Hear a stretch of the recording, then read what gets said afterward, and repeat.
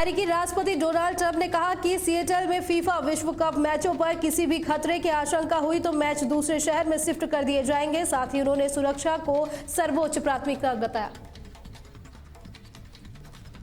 UN ने बांग्लादेश की पूर्व प्रधानमंत्री शेख हसीना को दी गई मौत की सजा पर खेद जताया। इस फैसले पर अंतर्राष्ट्रीय स्तर पर चिंता बढ़ गई है।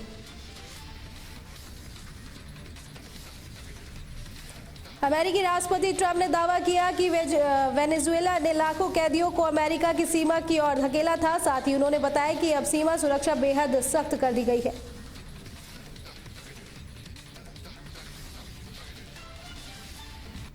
विदेश मंत्री एस जयशंकर ने मॉस्को में सर्गेई लावरोव से मुलाकात कर ऊर्जा, कृषि और तकनीकी सहित कई क्षेत्रों में साझेदारी पर चर्चा की। दोनों देशों ने आपसी संबंधों को और मजबूत करने पर जोर दिया।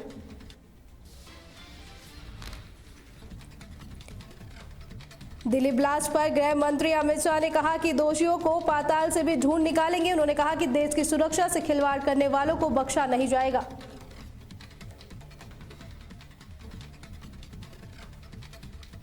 मुख्यमंत्री योगी आदित्यनाथ मंगलवार को अयोध्या में समीक्षा बैठक करेंगे। बैठक में विकास और सुरक्षा से जुड़े मुद्दों पर चर्चा होगी।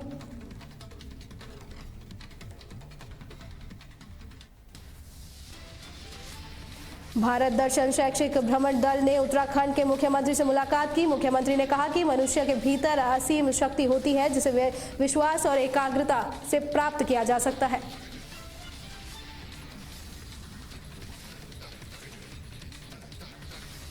चुनाव आयोग की टीम एसआईआर की प्रगति समीक्षा के लिए मंगलवार को फिर बंगाल के दौरे पर है। इस दौरान टीम स्थानीय अधिकारियों से रिपोर्ट लेगी।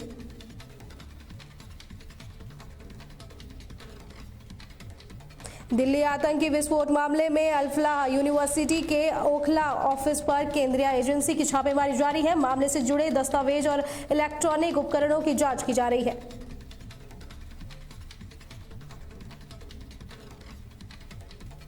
मेरठ के किठौर में जेल से छूटे आरोपियों के साथियों द्वारा हुड़दंग करने पर पुलिस ने 15 लोगों को गिरफ्तार किया। इस दौरान 8 वाहन भी जब्त किए गए हैं।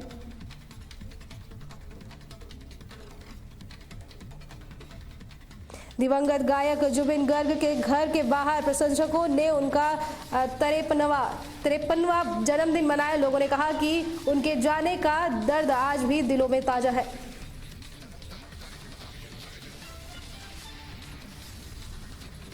कलकत्ता हाईकोर्ट शिक्षक साक्षात्कार सूची को चुनौती देने वाली याचिका पर 19 नवंबर को सुनवाई करेगा। वहीं मामले को लेकर अभ्यर्थियों में उम्मीद बढ़ी है।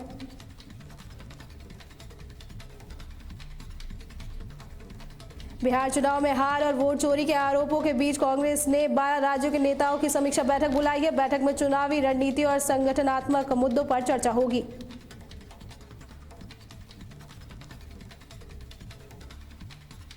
लाल किला ब्लास्ट में मरने वालों की संख्या 15 हो गई है। दिल्ली पुलिस ने आधिकारिक पुष्टि की है।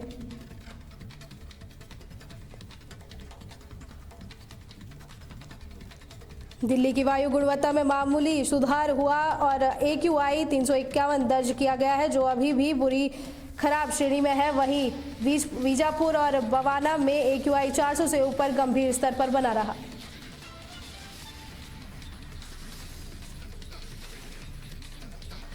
नवाब मलिक के खिलाफ मनी लॉन्ड्रिंग केस में जल्द चार्ज फ्रेम हो सकते हैं। कोर्ट ने उन्हें बुधवार को पेश होने के आदेश दिए हैं।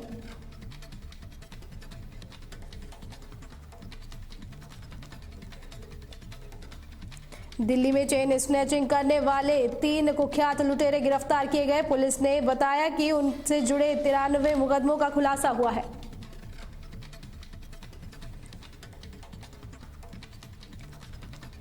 पूर्व IAS ने स्टेट ट्रांसफॉर्मेशन कमिश्नर के CEO का कार्यभार संभालने से पहले सीएम योगी से मुलाकात की। इस दौरान उन्होंने सीएम का मार्गदर्शन पाने पर धन्यवाद दिया।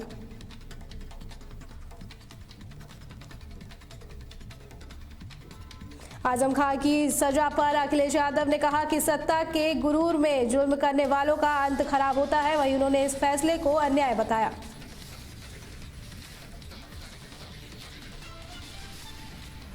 सोनभद्र की कृष्णा माइनिंग खदान में 53 घंटे से रेस्क्यू ऑपरेशन जारी है। वहीं अब तक 7 शव बरामद किए गए हैं, जिनमें 6 की शिनाख्त हो चुकी है।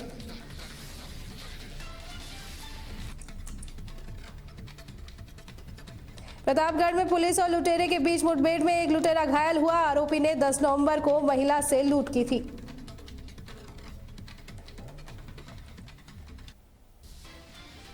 कालाढूंगी में चौकी प्रभारी फिरोज आलम को लापरवाही के मामले में निलंबित किया गया। एसएसपी ने कहा कि लापरवाही किसी कीमत पर बर्दाश्त नहीं की जाएगी।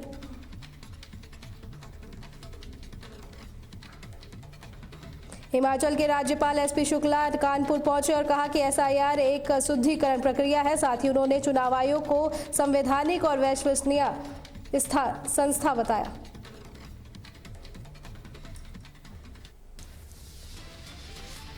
बलिया में खनन विभाग ने करोड़ों की राजस्व चोरी पकड़ी और 32 ट्रक मालिकों पर एफआईआर दर्ज की। वहीं सीमा पर 24 घंटे स्टैटिक टीम तैनात रही।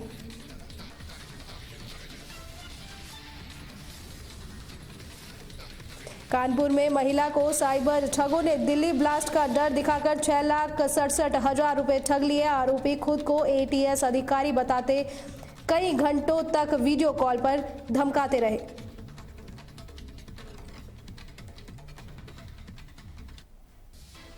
सीतापुर में डीएम ने खेराबाद सीएचसी का निरीक्षण कर लापरवाह कर्मचारियों को फटकार लगाई। इस दौरान कई कर्मियों का वेतन काटने और नोटिस जारी करने के निर्देश दिए हैं।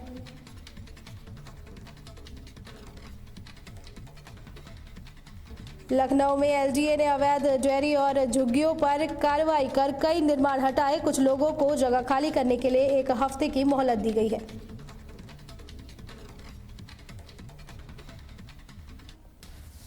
जालौन में सड़क किनारे कचरे में आग लग गई, जिसके बाद फायर ब्रिगेड की टीम ने कड़ी मशक्कत के बाद आग पर काबू पाया।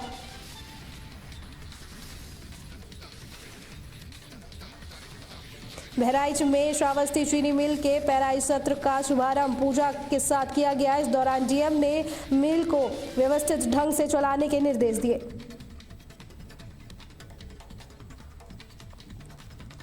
बरेली में तकनीकी खराबी के कारण एयरफोर्स हेलीकॉप्टर की इमरजेंसी लैंडिंग कराई गई। सुरक्षा के लिए सेना और पुलिस ने इलाके के घेराबंद कर दिया।